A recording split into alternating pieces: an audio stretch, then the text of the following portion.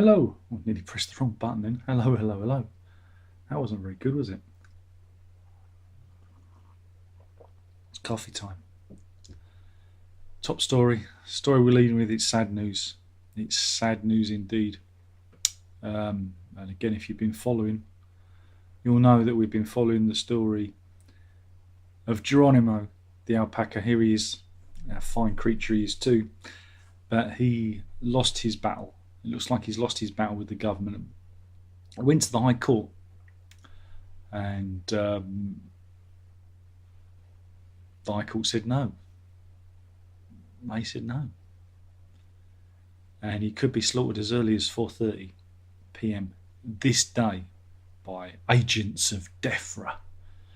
But his owner, Ellen MacDonald, who has a farm in Wicklow, Gloucestershire, where Geronimo lives, says she hasn't heard anything from the government, but she's put out a final plea to fluffy-haired Johnson himself, to stop the murder of her alpaca. Because, bovine tuberculosis is a big issue in cattle, and they reckon he's got it, but they also reckon that the tests that they use, sometimes you can get false positive. And there have been a number of alpacas who have been senselessly slaughtered by DEFRA, who, on examination via autopsy, it's been discovered that they didn't have bovine tuberculosis, even though they tested positive for it. So, yeah, it's a real problem. So, yeah, Geronimo Watch is still on, and hopefully they can dissuade the bad men from DEFRA to. I just think it's silly, especially as he lives fairly alone. It's come out. This is TV news. It's come out that game shows, word quizzes predominantly, edit out rude words if they come up in the game show. Now, there's a very famous game show called Countdown, and there's been many times on Countdown where they've been given, a bit like Scrabble, they've given a tile of words, letters to create a word out of, and they've come up with a rude word.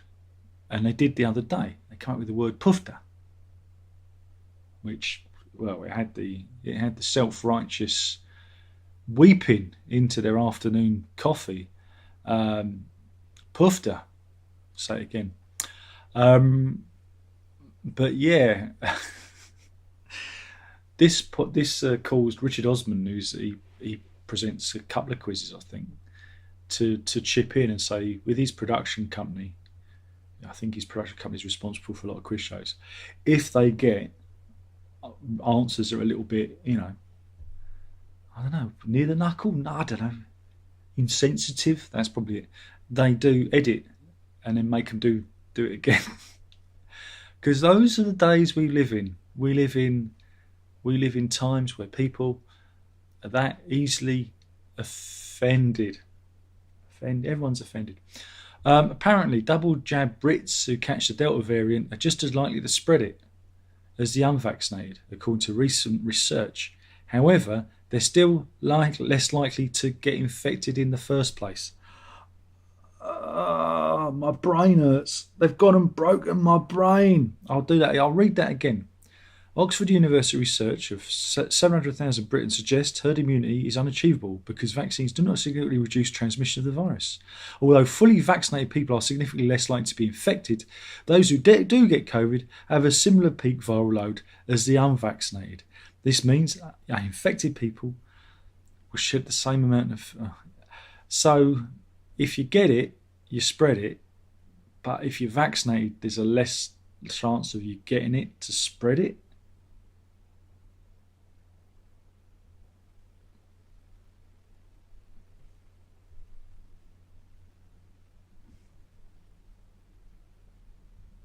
I think that's it. I think we can all agree on that now. Meanwhile, a decision on whether we're going to have a booster vaccine program could be made today. So look forward to that. Now, do I go and have the flu jab, or do I have the? I mean, will we be able to have both together? I don't know. It's tricky. It's a tricky one.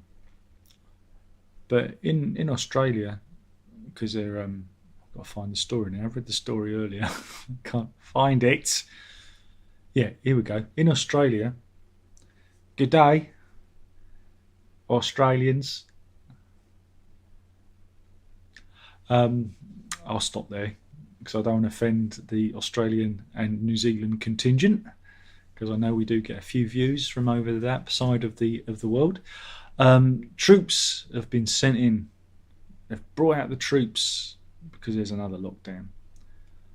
And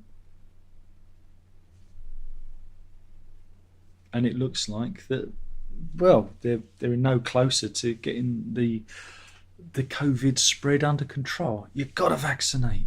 You've got to vaccinate. Meanwhile, this is the anti-vaxxers. I know we're doing a lot of COVID today, but this is the Daily Mail website. It's free, folks, and there's a lot of content on there. I like it because they do the little animated thumbnails, and it makes my job a lot easier, because I don't like to make any effort other than just talk over this stuff. But these are anti-vaxxers. They hijacked the San Diego County Board of Supervisors meeting because they were looking at bringing in various COVID recommendations, face masks, distancing. I don't know. But some of these people came in and got very upset. And this fella, I mean, I've got to get his face up because he looks like a beetroot. Look at this fella. Look at him. He's really look at him. Oh, he's very upset. Look. He looks very, very upset, doesn't he? But yeah, again, they compared these people to the Nazis and the Nuremberg, breaking the Nuremberg Code.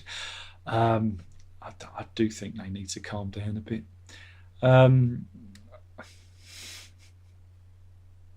It's all a bit crazy, isn't it? It's all a bit calm down. He looks like he's going to bust a blood vessel. I don't think puce is a natural skin tone.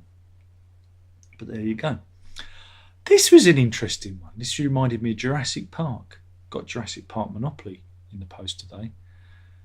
Just because it can be done, it should be done, or something. But this is the story of a aquarium in Sardinia, Italy. The Aquario Calagonone. I know, that was almost a perfect pronunciation. But yeah, they've got these tanks, of course, of fish and sharks. And all the sharks there are supposedly female. The smooth-hound sharks in the tank are supposedly female sharks. And with the Latin name Mustulus mustulus. There you go. Found in Eastern Atlantic Ocean. So I know all this stuff. But yeah, the keepers were shocked when this baby shark baby shark See, I just did it for that. Here he is. Here's a picture of him or her. Appeared in the tank. For it looks as if one of the sharks gave birth asexually, and they're waiting for DNA tests to come back to see, if its DNA is identical to one of the females in the tank. Because if so, it'll be the first case of asexual reproduction in that species of shark. I mean, it is known in the wild some of these animals can do parthenogenesis. Turkeys can do parthenogenesis, which is interesting because we have turkey at Christmas, and turkey at Christmas is symbolic of Christmas, which was another virgin birth. Isn't that weird? I try and teach you interesting things. I do. Meanwhile, staycation popularity. There's been a surge in the staycation. It's causing damage to the Lake District, apparently, because there's so many people trampling around the hills beloved of Wordsworth and the other romantic poets. They're causing the paths and the hillsides to crumble. So don't go to the Lake District. Oh, I've been there. Just full of lakes. You turn a corner, there's a lake. You go, yep, that's definitely a lake. You turn another corner, definitely a lake. However, it's really good as the sun's going down for taking photos, because everywhere is like off of a chocolate box. You can just go, no effort. So it's good if you're into photography, the Lake District. That's my little tip there. Now this is, as you know, I'm now diabetic, and I'm not going to let you forget that. Send money now. This is a story that's important, I think. It's the amount of sugar that's in yogurt aimed at children. Children's, they have these fancy. I won't name any names just in case the lawyers are watching. But you get these fancy yogurts for little kids, like the Lunch Bunch or something. That was clever that. They will never ever know I'm talking about them.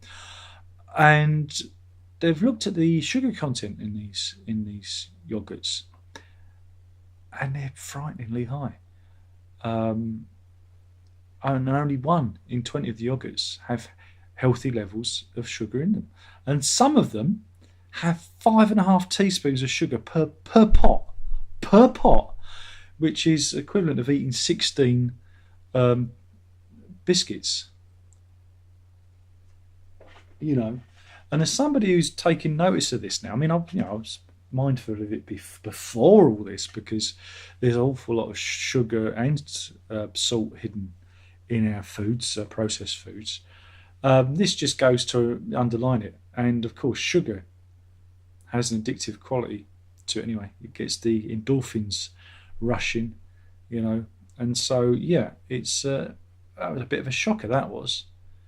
So don't give your kids yogurts. I'm juddering a bit. I think we need to have a whip round, so I need another computer, because this I can't believe that my computer won't let me stream and look at the Daily Mail website. I think it's trying to tell me something. Maybe we'll do a different one tomorrow. I'm trying to find this, see if there's any other good ones. I don't know if I can cover that one.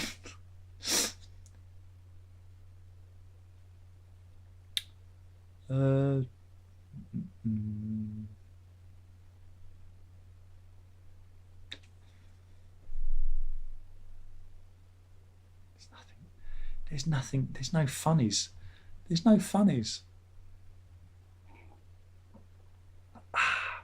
Oh, here we go. This is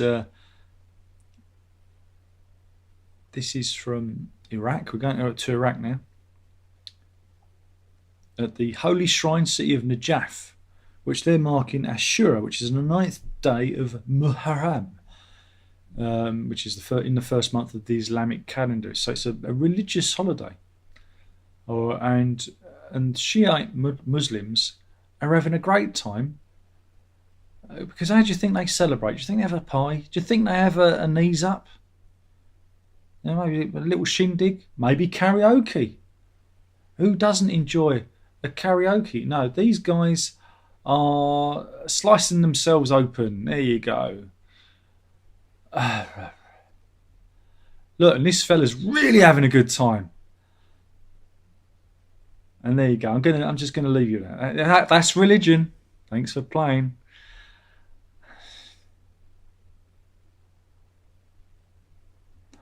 Anyway, I'll look to see if anyone is in the chat room. Shane's in, morning. Richard's in, morning. Boyd's in. Ajax is in. Yeah, it's afternoon now. Richard said, I hear nothing is allowed to be funny anymore. Absolutely not. And Pegasus makes a late arrival up the rear, asking how the groove's been. Yeah, it's all right.